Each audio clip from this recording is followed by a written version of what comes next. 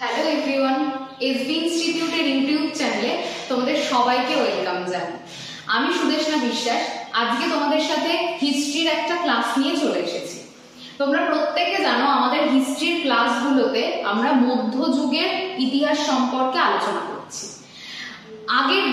আগের ক্লাসে আমরা দাস বংশের ইতিহাস সম্পর্কে আলোচনা করেছিলাম।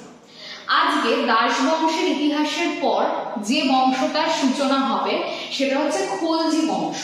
এই খলজি বংশ সম্পর্কে আজকের ক্লাসে আমরা আলোচনা করছি। তাহলে যারা এসবি ইনস্টিটিউটের ইউটিউব চ্যানেলে প্রথম আজকে ক্লাস দেখছো তারা অবশ্যই চ্যানেলটিকে সাবস্ক্রাইব করো, অবশ্যই ভিডিও ভালো লাগলে বা ক্লাস ভালো লাগলে লাইক করো এবং শেয়ার করো।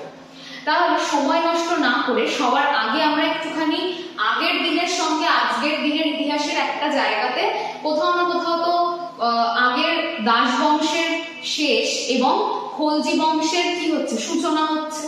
তাহলে এই দুটোর মধ্যে যে সংযোগ সেটা সম্পর্কে আগে আমরা আলোচনা করে নিই, তারপর প্রত্যেকটা শাসক সম্পর্কে তাদের সময়কাল সম্পর্কে আমরা আলোচনা করব। দেখো, দাস বংশের শেষ রাজা বা দাস বংশের শেষ শাসক কায়কোবাদ, তিনি প্রায় সময় কি থাকতেন, অসুস্থ থাকতেন। এই কায়কোবাদের অসুস্থতার সুযোগে তারই সেনাপতি ছিলেন জালালউদ্দিন খলজি। ইনি কি করলেন, এই কায়কোবাদের অসুস্থতার সুযোগে তাকে হত্যা করলেন এবং জালালউদ্দিন খলজি কায়কোবাদকে হত্যা করার পর খলজি বংশের সূচনা হলো ভারতের মধ্যযুগের ইতিহাসে। তাহলে ভারতের মধ্যযুগের ইতিহাসে খলজি বংশের সূচনা হলো কার হাত ধরে? জালালউদ্দিন খলজির হাত ধরে। এইবার যেটা আমাদের ভালোভাবে মনে রাখতে হবে, খলজি কারা, তাদের আদি বাসস্থানই বা কোথায়? খলজি হচ্ছে আফগানিস্তানে অবস্থিত হেমলন্দ বলে একটা নদী রয়েছে, হেমলন্দ নদী। এই নদীর তীরবর্তী অঞ্চলে তুর্কি গোষ্ঠীর একটি শাখা হচ্ছে খলজি। তারা কোথায় বসবাস করত? আফগানিস্তানে হেমলন্দ নদীর তীরে। তাহলে খুব ভালোভাবে কিন্তু এই জায়গাটা তোমাদেরকে মনে রাখতে হবে। খলজি কারা? এরা কিন্তু তুর্কিরা কিন্তু প্রচুর উপজাতিতে বিভক্ত, প্রায় 40 রকমের উপজাতিতে বিভক্ত। তাহলে এই 40 রকমের উপজাতির মধ্যে একটা অন্যতম উপজাতি হচ্ছে খলজি। এরা কিন্তু তুর্কিরই অন্তর্গত এবং এদের বাসস্থান হচ্ছে আফগানিস্তানের হেমলন্দ নদীর তীরে। সেখান থেকেই কিন্তু খলজিরা ভারতের উত্তর পশ্চিম দিক দিয়ে ধীরে ধীরে প্রত্যেকটা যত বহিঃশত্রুর আক্রমণ ভারতে হয়েছে সেটা কোথা দিয়ে হয়েছে? উত্তর পশ্চিম দিক দিয়ে। তাহলে উত্তর পশ্চিম দিক দিয়ে কোথায় প্রবেশ করছে? ধীরে ধীরে আমাদের ভারতে প্রবেশ করছে এবং সেখান থেকেই আস্তে আস্তে দাস বংশের শেষ এবং খলজি বংশ, জালালউদ্দিন খলজির হাত ধরে যে খলজি বংশের উত্থান, এটাকে বলা হয় খলজি বিপ্লব ইতিহাসে। আর আরো একটা বিষয়, এই খলজি হচ্ছে প্রথম হচ্ছে একটা বংশ যারা কি করেছিলেন, ভারতের দক্ষিণ দিকে তাদের সাম্রাজ্য বিস্তার করতে পেরেছিলেন। কারণ আমরা দেখেছি দাস বংশের কোনো রাজাই কিন্তু দক্ষিণ ভারতে কোনো রকম সাম্রাজ্য বিস্তার করতে পারেনি। তাহলে খলজিরা হচ্ছে প্রথম বংশ যারা দক্ষিণ ভারতের বেশ কিছু জায়গাতে তারা প্রভাব বিস্তার করেছিল। তাহলে এটাই কিন্তু খলজি বিপ্লব নামে পরিচিত এবং খলজি বংশের এই যে এত উত্থান, এখান থেকেই কিন্তু আমরা বুঝতে পারি যে এরা কিন্তু বেশ শক্তিশালী একটা বংশ। এখানে আরো একটা কথা তোমাদেরকে বলে রাখি, এই জালালউদ্দিন খলজি যখন সিংহাসনে বসেছিলেন কায়কোবাদকে হত্যা করে, তখন তার বয়স ছিল প্রায় 70 বছর। তাহলে এই যে 70 বছরের যে বৃদ্ধ, তিনি কি খুব ভালোভাবে সাম্রাজ্য পরিচালনা করতে পারবেন? নিশ্চয়ই না। তাহলে এই 70 বছরের বৃদ্ধ ভালোভাবে সাম্রাজ্য পরিচালনা করতে পারতেন না বলে তারই ভাইপো আলাউদ্দিন খলজি, তিনি কি করতেন? তিনি কিন্তু সমস্ত সাম্রাজ্য পরিচালনার কাজকর্ম দেখাশোনা করতেন এবং সেটা কার নামে কাজগুলো হতো? সব জালালউদ্দিন খলজির নাম। পরবর্তীকালে আমরা এটাও দেখব যে জালালউদ্দিন খলজির সাথে আলাউদ্দিন খলজির কিন্তু এটা নিয়ে বেশ দ্বন্দ্ব তৈরি হয় এবং সেখান থেকে জালালউদ্দিনের পর আলাউদ্দিন খলজি কি করে? নিজের আধিপত্য বিস্তার করে। তাহলে প্রথমে দেখে আজকে প্রথম যে স্লাইড সেখানে কি বা কার সম্পর্কে আলোচনা করা হচ্ছে। দেখো সবার প্রথম যে জায়গাটা সেটা হচ্ছে জালালউদ্দিন খলজি। সময়কালটা দেখো 1290 থেকে 1296 খ্রিস্টাব্দ পর্যন্ত জালালউদ্দিন খলজি ভারতে শাসন করেন। এই জালালউদ্দিন খলজি দাস বংশীয় শেষ শাসক কায়ুমার্সকে বা মতান্তরে কাইকোবাদকে হত্যা করে খলজি বংশের উত্থান ঘটান। খুব ইম্পর্টেন্ট এই হচ্ছে একটা জায়গা, কি বলা রয়েছে, নব্য মুসলমানদের সূচনা হয় কার হাত ধরে, জালালউদ্দিন খলজির হাত। এইবার এখানে একটা কথা যে নব্য মুসলমান কারা এবং নব্য মুসলমানদের সূচনা হঠাৎ করে কিভাবে হলো। দেখো জালালউদ্দিন খলজির সময় ভারতে মঙ্গল বলে একটা জাতি, তাদের আক্রমণ কিন্তু আমরা দেখেছি ভারতে বহুবার হয়েছে, জালালউদ্দিন খলজির সময়ও হয়েছে। এই যে মঙ্গলরা এরা ভারতে আক্রমণ করার কারণটা কি ছিল? কারণটা এটাই ছিল যে ভারত আক্রমণ করলে খাদ্য, বস্ত্র এবং বাসস্থানের অভাব হবে না, এগুলো ছিল মূল চাহিদা। জালালউদ্দিন খলজি কি করলেন, তিনি ভাবলেন এই মঙ্গলদেরকে যদি আমরা খাদ্য, বস্ত্র, বাসস্থান এগুলোর পর্যাপ্ত যোগান দিতে পারি তাহলে মঙ্গলরা কিন্তু আর ভারত আক্রমণ করবে না। ফলে কাজকর্মটা অনেক বেশি, আধিপত্য বিস্তার করা ভারতে অনেক বেশি সহজ হবে, বারবার মঙ্গলদের প্রতিহত করতে হবে না। সেই জন্য জালালউদ্দিন খলজি মঙ্গলদের সঙ্গে একটা চুক্তিতে আবদ্ধ হলেন যে তোমাদেরকে আমরা খাদ্য, বস্ত্র এগুলোর যোগান দেব, কিন্তু তোমরা ভারত আক্রমণ করবে। এই সময় এই মুহূর্তে দাঁড়িয়ে 4000 প্রায় 4000 মুসলিম 4000 মঙ্গল জাতি তারা কি করলেন, তারা নিজেদের ধর্ম পরিবর্তন করলেন, তারা প্রত্যেকে ইসলাম ধর্মে ধর্মান্তরিত হলেন। এই ইসলাম ধর্মে ধর্মান্তরিত করে জালালউদ্দিন খলজি কি করলেন, ওই মঙ্গল জাতির যে 4000 জন ধর্মান্তরিত হলেন তাদেরকে কি করলেন, ভারতে প্রবেশের অনুমতি দিলেন। এবং তারাই কিন্তু এই 4000 যারা নিজেদের ধর্ম পরিবর্তন করলেন, ইসলাম ধর্মে ধর্মান্তরিত হলেন, তারা কিন্তু ভারতে বসবাস করতে শুরু করলেন। এটাই কিন্তু মনে রাখবে, এই যে জায়গাটা এটাই কিন্তু সাংঘাতিক বৃহত্তর একটা জায়গা। এই 4000 জন যারা আর কি ধর্মান্তরিত হলেন তাদেরকে বলা হয় নব্য মুসলমান। তাহলে এখান থেকে কোন প্রশ্ন আসতে পারে, বলতে পারে যে জালালউদ্দিন খলজির সময়ে বলতে পারে কোন রাজার সময় নব্য মুসলমানদের আবির্ভাব হয়, তাহলে বলবে জালালউদ্দিন খলজির সময় 4000 জন প্রায় কি করেছিল, নিজেদের ধর্ম ইসলাম ধর্মে ধর্মান্তরিত করেছিল। এরপর চেঙ্গিস খাঁর বংশধর উলুগ খাঁর নেতৃত্বে মঙ্গলদের ইসলাম ধর্ম গ্রহণকে, তাহলে চেঙ্গিস খাঁ কি করেছিলেন, নেতৃত্ব দিয়েছিলেন। চেঙ্গিস খাঁর বংশধর উলুগ খাঁর নেতৃত্বে মঙ্গলদের এই ইসলাম ধর্ম গ্রহণকে নব্য মুসলমান বলা হয়। আর দেখো রণথম্বর আক্রমণকালে এই জালালউদ্দিন খলজি রাজা হামিরদেব চৌহানের কাছে পরপর দুবার কি হন, পরাজিত হন। তারপর আলটিমেট 1996 খ্রিস্টাব্দে ভাইপো তথা জামাই আলাউদ্দিন খলজি তাকে নিহত করে সিংহাসনে বসে। কারণ কতদিন ধরে আর জামাই নিজের সমস্ত আধিপত্য, নিজের কাজকর্ম সেগুলো সমস্তটা কিন্তু জালালউদ্দিন খলজির নামে হতো, কতদিন এটা তিনি মেনে নেবেন। সেই জন্য কি করলেন, জালালউদ্দিন খলজি শুরু করলেন হচ্ছে জালালউদ্দিন খলজিকে হত্যা করে আলাউদ্দিন খলজি নিজের যে শাসন সেই শাসনটা শুরু করলেন। তারপরে দেখো কি রয়েছে, নেক্সট দেখো রয়েছে আলাউদ্দিন খলজি সম্পর্কে। এখানে কি বলা হচ্ছে, আলাউদ্দিন খলজির সময়কালটা দেখো অনেকটা দীর্ঘ সময়, 1296 থেকে 1316 খ্রিস্টাব্দ পর্যন্ত আলাউদ্দিন খলজি আধিপত্য বা কি বলবো শাসন করেছিলেন ভারতে।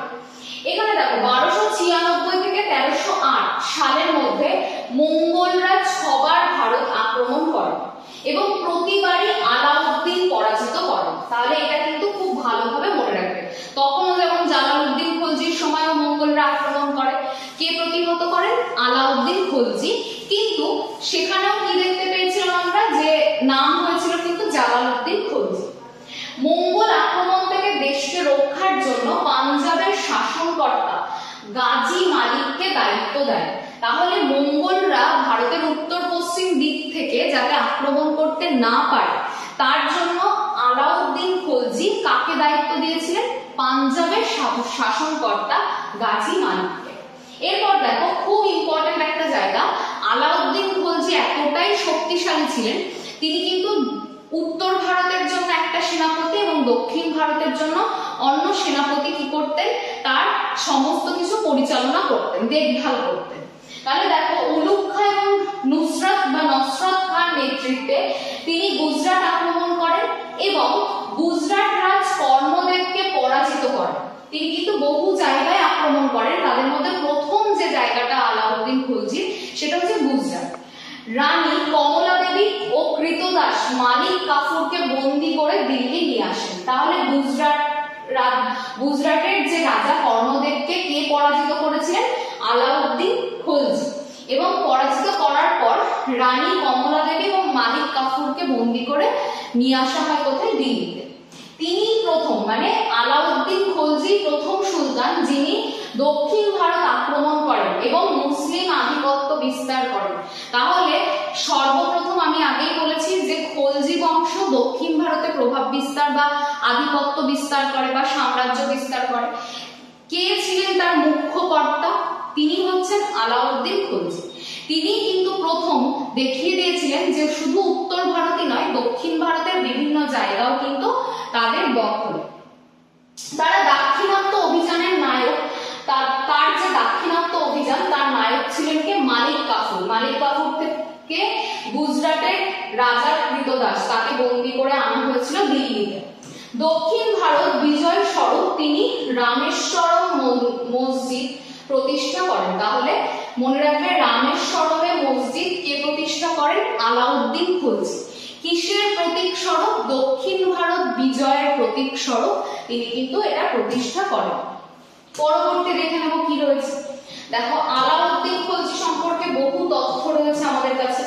কি দেখো, এরপর গুজরাটের পর এবং দক্ষিণ ভারতের পর রণথম্বরের হিন্দু রাজা চৌহান বংশীয় হামিদেব চৌহানকে পরাজিত করে রণথম্বর দখল করলেন কে? আলাউদ্দিন খলজি। তারপর দেখো মেবারের রাজবধূ পদ্মিনীকে পাবার আশায় চিতোর আক্রমণ করেন এবং রাজা রতন সিংহকে পরাজিত করেন। তাহলে চিতোরের রাজা রতন সিংহকে কে পরাজিত করেছিলেন? সেটাও কিন্তু আলাউদ্দিন খলজি। কাকে পাবার আশায়? পদ্মিনীকে পাওয়ার আশায়, মেবারের রাজবধূ। তারপরে দেখো মেবারের রানীরা সুলতানের হাত থেকে রক্ষা পাওয়ার জন্য জহর ব্রত মানে জ্বলন্ত চিতায় ঝাঁপ দিয়ে প্রাণ বিসর্জন দিতেন। তার মানে দেখো এই আলাউদ্দিন খলজি এতই ওষ্ঠাগত করে ফেলেছিলেন চারিদিক, তিনি তো কখনোই প্রজাদের কিসে ভালো খারাপ সেটা নিয়ে ভাবতেন না। তিনি নিজের আধিপত্য, নিজের সাম্রাজ্য কতটা বিস্তার করা যাবে, কতটা কি করা যাবে এগুলো নিয়ে ভাবতেন। তাহলে দেখো তিনি মেবারের রানীরা সুলতানের হাত থেকে রক্ষা পাওয়ার জন্য তারা কি করতেন? জ্বলন্ত চিতায় ঝাঁপ দিয়ে প্রাণ বিসর্জন পর্যন্ত দিতেন, যেটাকে জহর ব্রত বলে ডাকা হয়। তিনি প্রথম সুলতান যিনি ধর্মকে রাজনীতি থেকে আলাদা করেন। প্রথম সুলতান রূপে দিগ্বিজয়ের স্বপ্ন দেখেন এবং সিকান্দারি সানি, তাহলে সিকান্দারি সানি বা দ্বিতীয় আলেকজান্ডার কার উপাধি ছিল? ভীষণ আশার মতন একটা প্রশ্ন, মনে রাখবে দ্বিতীয় আলেকজান্ডার উপাধি ছিল আলাউদ্দিন খলজি। তাহলে সিকান্দারি সানি বা দ্বিতীয় আলেকজান্ডার উপাধি ছিল কার? আলাউদ্দিন খলজি। আলাউদ্দিন খলজি দেখো রাজ্যের সুরাপান পুরোপুরি বন্ধ করে দেন। তাহলে আলাউদ্দিন খলজি কিন্তু এটা খুব ভালো একটা কাজ করেছিলেন। তারপর দেখো দেবগিরি মন্দির তিনি লুণ্ঠন করেন। আমরা দেখেছি মধ্যযুগের অধিকাংশ শাসকই বিভিন্ন মন্দির লুণ্ঠন, ধ্বংস করা এই কাজগুলো করতেন। কুতুব মিনারের প্রবেশ পথে আলাই দরওয়াজা প্রতিষ্ঠা করেন। তাহলে এটা মনে রাখবে আলাউদ্দিন খলজি আলাই দরওয়াজা প্রতিষ্ঠা করেন কুতুব মিনারে প্রবেশের পথে। নেক্সট দেখো কি বলছে। বলছে? দিল্লির অদূরে মানে দিল্লির কাছে সিরি শহর স্থাপন করে এবং সেখানে রাজধানী প্রতিষ্ঠা করেন কিন্তু আলাউদ্দিন খলজি। তাহলে সিরি কার রাজধানী? আলাউদ্দিন খলজি। বাজার দর নিয়ন্ত্রণ করেন এবং রেশন ব্যবস্থা চালু করেন। তাহলে আলাউদ্দিন খলজি কিন্তু অনেক কিছু নতুন প্রবর্তন করেছিলেন। তিনি কিন্তু বাজার দর চালু করেছিলেন এবং তার সঙ্গে কিন্তু রেশন ব্যবস্থাও চালু করেছিলেন। তিনি প্রথম অডিট ব্যবস্থা চালু করেছিলেন সেই সময়ে দাঁড়িয়ে। এছাড়া ভারতে প্রথম জিজিয়া কর চালু করেছিলেন কিন্তু এই আলাউদ্দিন খলজি। এমনিতে তো পৃথিবীর মানে যদি আমরা বিশ্বের মধ্যে দেখি তাহলে মোহাম্মদ বিন কাসিম যে জিজিয়া কর চালু করেছিলেন প্রথম, কিন্তু ভারতে বললে আলাউদ্দিন খলজি, এবং অডিট ব্যবস্থাও কিন্তু চালু করেছিলেন আলাউদ্দিন খলজি। রেশন ব্যবস্থা পরিচালনার জন্য শাহনা-ই-মান্ডি নামে কর্মচারীকে নিয়োগ করেন। তাহলে শাহনা-ই-মান্ডিটা ভালোভাবে পড়বে।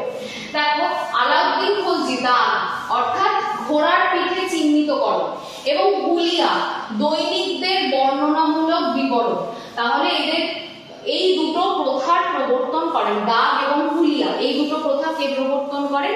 আলাউদ্দিন খলজি। রাজার কোনো আত্মীয় নেই, কিংশিপ হ্যাজ নো কিংশিপ, ভীষণ ইম্পর্টেন্ট একটা line. Kingship has no kingship এটা কে প্রথম বলেছিলেন? আলাউদ্দিন খলজি বলেছিলেন। এই মতবাদে তিনি কিন্তু বিশ্বাসী ছিলেন। প্রথম ইকতা প্রথা তুলে দিয়েছিলেন কে? আলাউদ্দিন খলজি। প্রথম তৈরি মানে চালু করেছিলেন ইলতুৎমিশ, তুলে দিয়েছিলেন কিন্তু আলাউদ্দিন খলজি। বিখ্যাত সুফি সন্ত নিজামুদ্দিন আউলিয়া তার সমসাময়িক ছিলেন। তাহলে আমরা বারবার নিজামুদ্দিন আউলিয়ার নাম শুনি, বিখ্যাত সুফি সন্ত।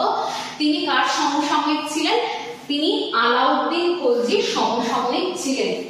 তার রাজ দরবারে বিখ্যাত কবি সঙ্গীতজ্ঞ, ভীষণ ইম্পর্টেন্ট একটা নাম, আমির খসরু। তাহলে আমির খসরু কার সময়ে ওই দিল্লিতে বা কি বলবো যে ভারতবর্ষের সুলতানি সাম্রাজ্যের সময় কে আমির খসরু ছিলেন? কার কোন রাজার সঙ্গীতজ্ঞ? তখন কিন্তু বলতে হবে আলাউদ্দিন খলজির দরবার।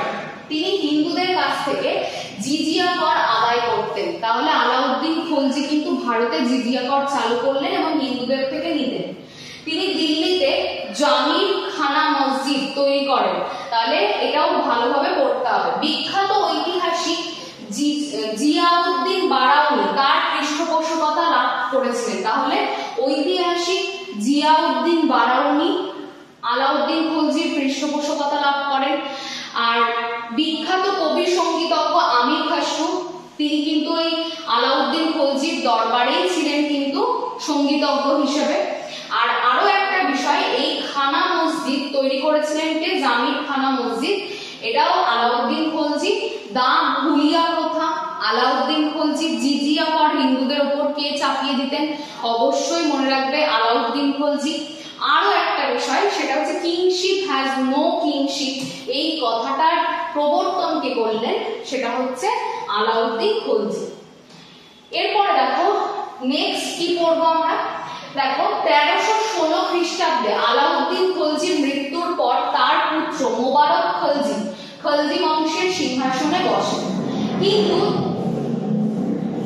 কিন্তু তার অপদার্থতা, অকর্মণ্যতা এবং অযোগ্যতার সুযোগ নিয়ে তার সহচর নাসিরউদ্দিন খসরু তাকে হত্যা করে খলজিদের সিংহাসন দখল করেন। তাহলে মোবারক খলজি যিনি আলাউদ্দিন খলজির পুত্র, তিনি কিন্তু একেবারেই সুশাসক ছিলেন না। তিনি কিন্তু একদম ভালোভাবে পরিচালনা করতে পারেননি। তখন কিন্তু কে এই মোবারক খলজিকে হত্যা করে কে সিংহাসন দখল করেছিলেন? নাসিরউদ্দিন খসরু। মোবারক খলজি খলজি বংশের শেষ সুলতান, অর্থাৎ আলাউদ্দিন খলজির পুত্র মোবারক খলজি ছিলেন খলজি বংশের একদম শেষ সুলতান। 1320 খ্রিস্টাব্দে গাজী মালিক খসরুকে পরাজিত করে দিল্লিতে তুগলক বংশের পতন ঘটান। তাহলে আমরা প্রত্যেকটা যখন রাজবংশ শেষ হয়ে যায় আমরা কি দেখতে পাই? শেষ রাজা হয়তো ভীষণভাবে অকর্মণ্য, তার হয়তো খুব একটা ভালো যোগ্যতা নেই রাজ্য পরিচালনা করার, যার জন্য তো একটা বংশের শেষ হয়। এখানেও যদি দেখি যে খলজি বংশের সূচনা হয়েছিল জালালউদ্দিন খলজির হাত ধরে, আর শেষ হলো আলাউদ্দিন খলজির পুত্র কি মোবারক খলজি, তিনি খলজি বংশের শেষ রাজা এবং অকর্মণ্য অযোগ্য রাজা। তাহলে গাজী মালিক খসরুকে পরাজিত করে দিল্লিতে কি কার তুগলক বংশের উত্থান ঘটায়। এখানে দেখো বিশিষ্ট কবি ও সঙ্গীতজ্ঞ আমির খসরু সম্পর্কে কিছু লেখা রয়েছে। তিনি সেতার আবিষ্কার করেন, বীণাকে জনপ্রিয় করেন আমির খসরু। এছাড়া দেখো তিনি কবি, সঙ্গীতজ্ঞ, ঐতিহাসিক প্রত্যেকটাই ছিলেন। আর আরো একটা নিজামুদ্দিন আউলিয়ার নামটাও মনে রাখবে একইভাবে। সঙ্গীতের অগাধ পাণ্ডিত্যের জন্য তাকে ভারতের তোতা পাখি বলা হয়। তোতা পাখিকে আমরা যা বলাই তাই বলে, সেই জন্য দেখো তাকে ভারতের তোতা পাখি কাকে বলা হয়? আমির খসরুকে বলা হয়। তিনি গিয়াসউদ্দিন বলবন, আলাউদ্দিন খলজি, গিয়াসউদ্দিন তুগলকের পৃষ্ঠপোষকতা লাভ করেন। যেহেতু তিনি খুব গুণী ব্যক্তি, তিনি দেখো গিয়াসউদ্দিন বলবন, আলাউদ্দিন খলজি এবং গিয়াসউদ্দিন তুগলক এদের প্রত্যেকের কিন্তু পৃষ্ঠপোষকতা লাভ করে। এই তিনজনেরই, তিনজন দক্ষ রাজারই পৃষ্ঠপোষকতা তিনি ভীষণভাবে লাভ করেন। তারপর দেখো কিরান উস সাদাইন তুগলকনামা, এই গ্রন্থগুলো রচয়িতাকে তুগলকনামা আমির খসরু।